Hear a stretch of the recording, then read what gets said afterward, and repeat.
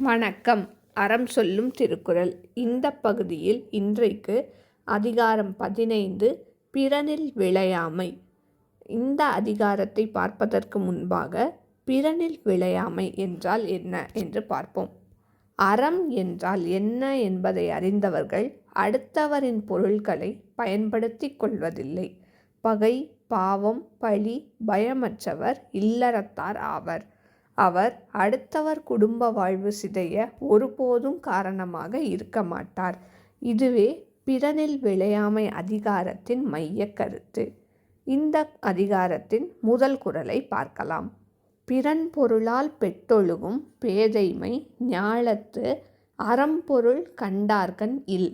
குறளுக்கான விளக்கத்தை பார்க்கலாம். பிறன் மனைவியிடத்து விருப்பம் கொள்ளும் அறியாமை உலகில் அறநூல்களையும் பொருள் நூல்களையும் ஆராய்ந்து உணர்ந்தவர்களிடம் இல்லை.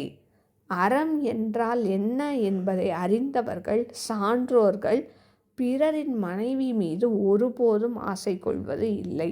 இதுவே இந்த குறளின் பொருளாகும்.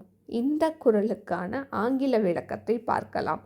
The folly of desiring and pursuing the wife of another man is not found in those who have truly understood the principles of virtue, which is dharma, and wealth, which is artha.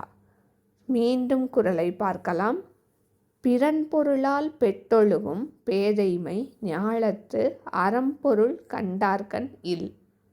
உங்கள் இல்ல குழந்தைகளின் மனதிலே தினம் ஒரு திருக்குறள் பதிய எங்கள் சேனலை subscribe பண்ணுங்கள்.